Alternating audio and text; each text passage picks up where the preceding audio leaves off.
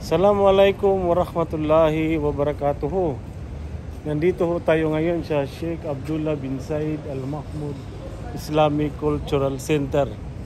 At mayroon tayong i-interviewin ng mga brothers about sa parating na Ramadan.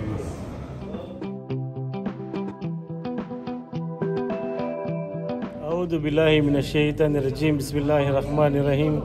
Alhamdulillahi rabbil alamin.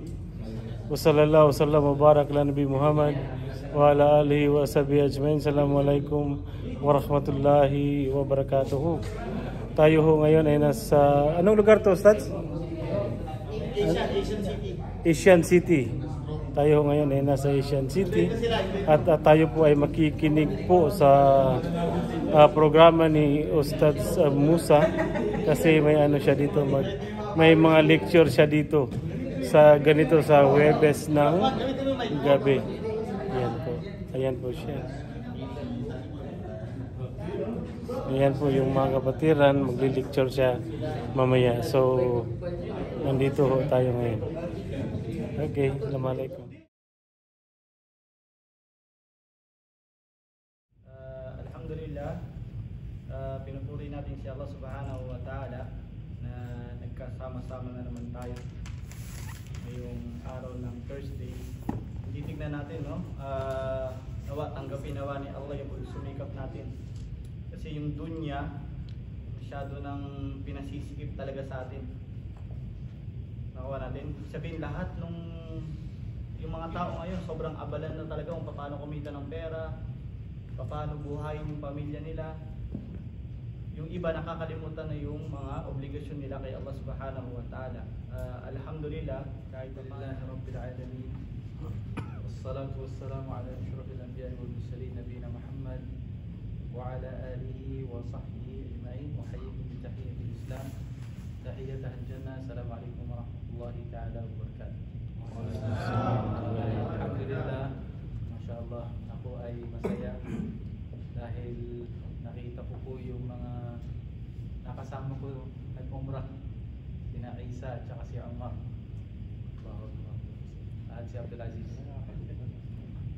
Alhamdulillah, masyaAllah, yung pagsasama nakakamiss at nakakasabik kapag nag-establish po natin yung tunay na kapatiran sa isa't isa, no? Which is, alhamdulillah, nakikita rin natin dito sa samahan po na binibuild po ni Ustaz Musa. Si Ustaz Musa, ugali po niyan, parating nagtutulak ng ibang mga guro para makakuha tayo ng ibang perspective naman ng pagtuturo, no? Pero sa katunayan, isa sa mga idol natin si Ustaz Musa. Idol yan sa dawa eh. Kahit saan. Dahil wala tayong magawa, sinabi ng Propeta Muhammad sallallahu alaihi wasallam na kapag humingi yung kapatid mo ng payo, dapat mong tugunan at sagutin yung kanyang hinihingi. Nakakahiyaman sa inyo dahil alam ko po na mashallah, meron po tayong teacher na napaka galing para ipaintindi sa atin kung ano yung dapat nating gawin. Unang-una, gusto kong magpakilala. Ako nga pala si Ustaz Mex from Zamboanga City. So, born Muslim po ako. Yung nanay ko, yung balik Islam, pero alhamdulillah, before pa man lumabas, Muslim na po si mother. Alam ko po, karamihan po ng nandito ay mga balik Islam. Ang masasabi ko lang po na napaka-mapalad po ninyo sa lahat po ng desisyon na ginawa. Meron tayong nadi-discover na katotohanan At ito yung pinaka-the best na nakita natin. Ang makita natin yung tamang business. Siyempre, tulad ng nararanasan ng karamihan, hindi po madali kapag tinanggap na natin yung katotohanan. Marami na pong pagsubok na darating.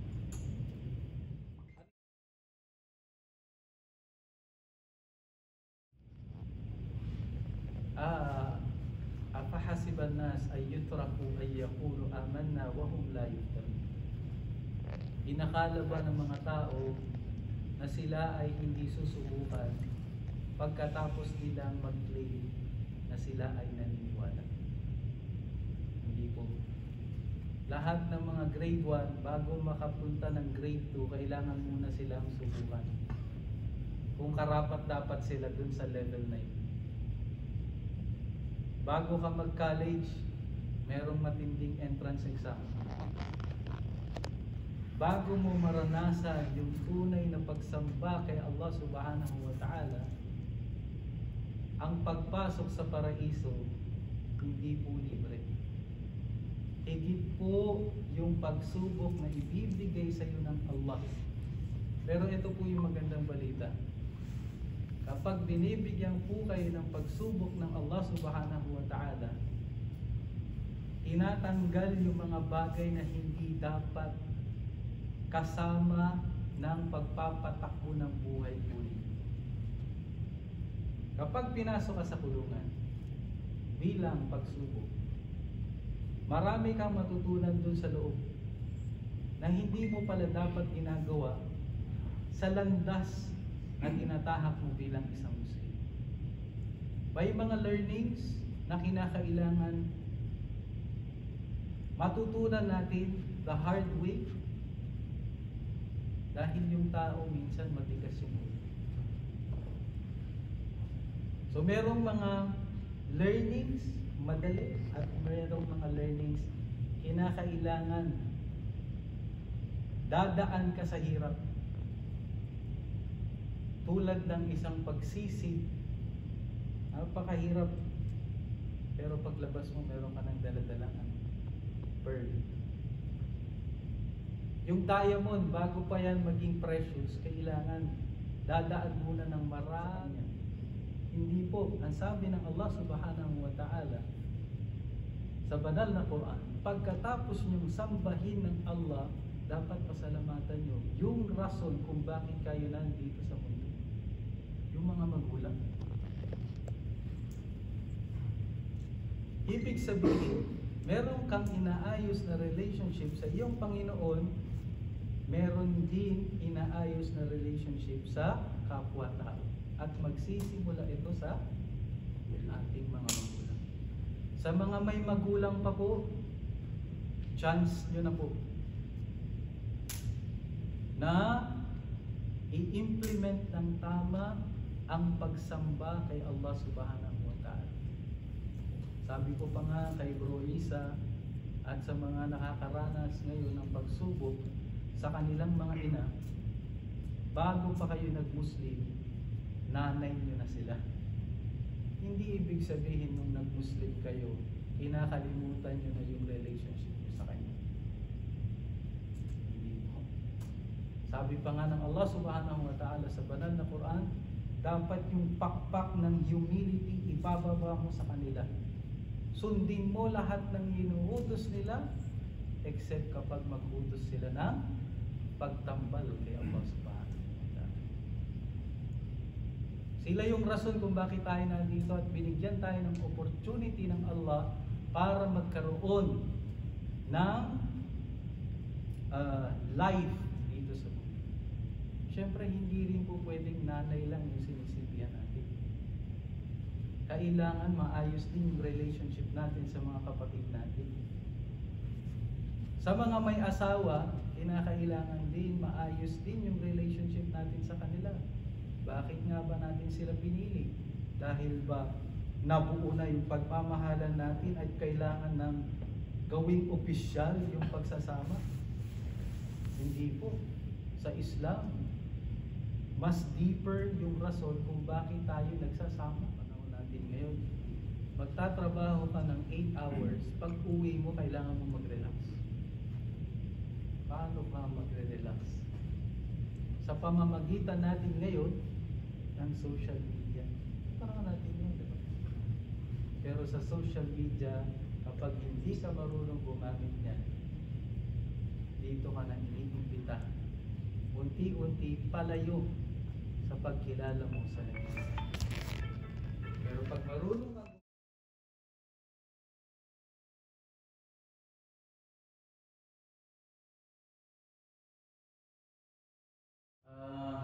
bro, para sa inyo po, ilang taon na po kayong balik Islam? Wala pang isang taon, mga 6 months pa lang. MashaAllah. Welcome po. The best decision. Anyways, para sa inyo, sa 6 months na pag-aaral po, ano pong ibig sabihin para sa inyo na pagkatapos sa Diyos? Pero parang wala silang sinusunod na alam mo yun, turo. So, dati ba, meron bang pag-aaral? Naka-experience ka ba bilang isang Kristiyano? Hindi. Sa palagay mo, ano yung fasting? Kung iisipin mo kung sa mga naririnig mo. Actually, sa mga naririnig ko lang, hindi ko pa na-experience. Ang pagpa-fasting based on sa paligid ko na naririnig ko is para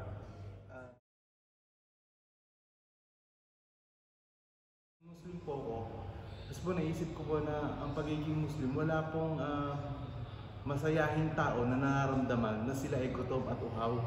Pero po bilang Muslim po, parang kalugod-lugod po sa pakiramdam po natin habang tayo nagugutom at habang tayo nauuhaw.